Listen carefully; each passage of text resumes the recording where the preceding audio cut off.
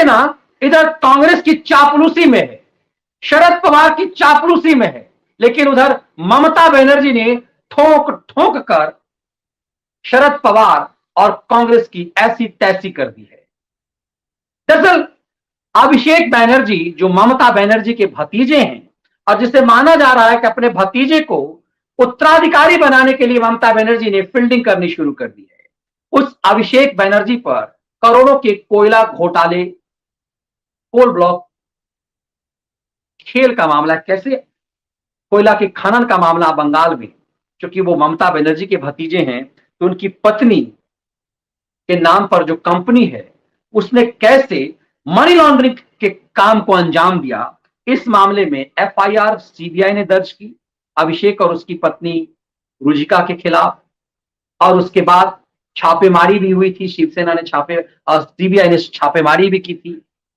अब ईडी ने उन्हें इस मामले में, जैसा मैं कहता हूं अक्सर, इस बदले दौर में ऐसा हुआ है कि सीबीआई सिर्फ कुछ नहीं करती, ईडी हमेशा उसके पीछे पड़ती है कि सिर्फ क्रिमिनल मामले से जेल जाकर के जमानत ले लेना और लूट की संपत्ति पर कई जनरेशन तक मौज करने के इस खेल का खात्मा दरअसल अमित शाह करना चाहते हैं। इस प्रकरण में आज समन था अभिषेक बनर्जी को और उनकी पत्नी को। दरअसल इस समन 1 सितंबर के लिए था, लेकिन दोनों पेश नहीं हुए। 1 और 3 सितंबर के लिए था, पेश नहीं हुए थे, कोरोना का बहाना बनाया था। आज कोरोना का बहाना अभिषेक की पत्नी ने बनाया।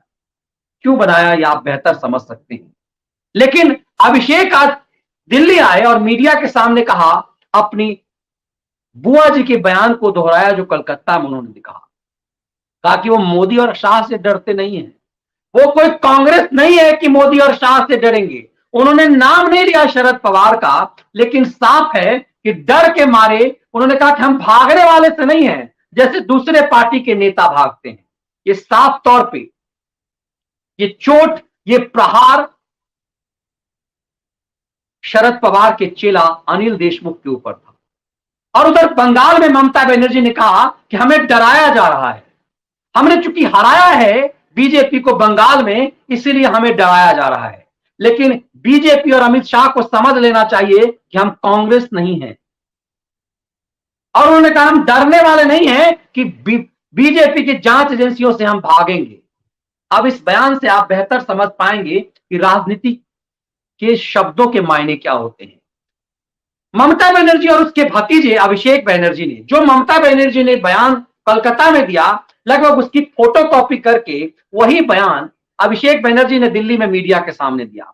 इन बयानों से आपको बेहतर समझ में आएगा कि यह बयान दरअसल बीजेपी और अमित शाह पर हमला था कि सही मायने में कांग्रेस की कब्र खोदने की तैयारी। इस पूरी प्रक्रिया में आपको बेहतर यह समझ में आएगा कि ये किसकी कोई जरूरत नहीं थी कि ममता बनर्जी कांग्रेस का नाम लेती और ये कहती कि हम उन नेताओं की तरफ नहीं विपक्ष के जो जांच एजेंसियों के भय से भागते हैं। तो फिलहाल भय से कौन भाग रहा है? अनिल देशमुख भाग रहा है। अनिल देशमुख के खिलाफ लुकआउट नोटिस है। अनिल देशमुख को ईडी ने 6 समन जारी किए, लेकिन वो पेश नहीं हुआ। उसके खिलाफ 100 करोड़ रुपए के मनी लॉन्ड्रिंग के आरोप हैं। इसी ढंग के मनी लॉन्ड्रिंग के आरोप अभिषेक और उसकी पत्नी रुचिका के खिलाफ है। आरोप यह लगाया जा रहा है कि अपनी बुआ जी के प्रभाव में अभिषेक ने सत्ता का दुरुपयोग किया, अपनी पत्नी के नाम पर फर्जी कंपनी बनाए और बंगाल में राउरकेला के आसपास इलाकों में खनन का पूरा ठेका अपनी पत्नी को दिलवाया, और जिससे खनन माफियाओं के साथ उसकी पत्नी ने बहुत बड़े मनी लॉन्ड्रिंग का धंधा किया। अब ये पूरा मामला आपको लगेगा कि किस तरह से मनी लॉन्ड्रिंग का धंधा जैसे महाराष्ट्र में चल रहा है, बंगाल में उसी स्वरूप का। लेकिन इस चीजों में ममता बनर्जी को पता है कि उनका भतीजा जेल जा सकता है, और यदि ममता का भतीजा जेल चला गया, ऐसे कंडीशन में ममता के लिए अपने उत्तराधिकारी ढूंढना मुश्किल है। क्योंकि ममता बनर्जी को यदि लगता है कि किसी भी कारणवश यदि वो भवानीपुर से चुनाव हार गई तो क्या हो, इसीलिए ममता बनर्जी ने जो हमला किया है वो जोरदार हमला दरअसल कांग्रेस और शरद पवार पर किया है।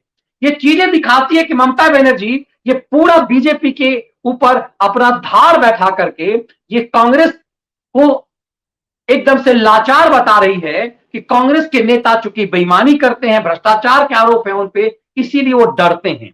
और ममता बनर्जी डरने वाली नहीं है। ममता का पूरा दांव उस जगह पर है जहां पर सोनिया गांधी अपने बेटे के लिए दाव बना रही है।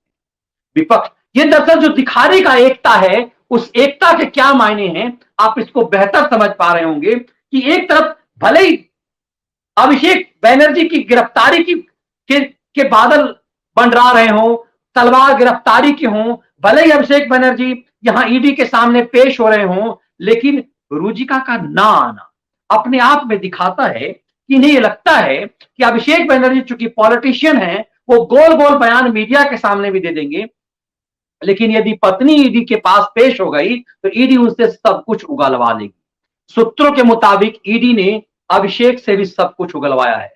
8 घंटे तक ईडी ने अभिषेक से पूछताछ की और अभिषेक बनर्जी से पूछा कि कैसे तुम्हारी पत्नी के पास इस तरह से अवैध तरीके से कोयला खनन का अधिकार है, तुम्हारी पत्नी के इस कंपनी में तुम्हारी क्या हिस्सेदारी है, इसमें तुम्हारी क्या भूमिका है, कैसे तुम्हारी पत्नी की कंपनी को ये सब चीज मिला, कोल माफियाओं से तुम्हारी पत्नी के क्या रिश्ते हैं, किस तरह से तुम्हारी पत्नी की कंपनी में उनकी भागीदारी है। और 2 कोल माफियाओं के नाम लिए गए और जिसमें कहा गया कि इन लोगों के साथ दरअसल आपके क्या रिश्ते हैं ये आप हमें बताएं। अभिषेक को ये पता चल चुका है कि तमाम सवाल उसके लिए भारी पड़ रहे हैं। ऐसे में ये बयान सिर्फ अमित शाह और नरेंद्र मोदी के खिलाफ यदि वो देते हैं तो ये लगेगा कि ये पॉलिटिकल बयान है। इसीलिए कोलकाता में ममता बनर्जी ने बोला और दिल्ली में आकर अभिषेक ने अपनी बुआ की बात को दोहराते हुए कहा कि वो डरने वाले नहीं है। दरअसल अभी की हालात में यही सबसे अधिक महत्वपूर्ण है कि कौन मोदी और शाह के खिलाफ छाती तान कर खड़ा होता है।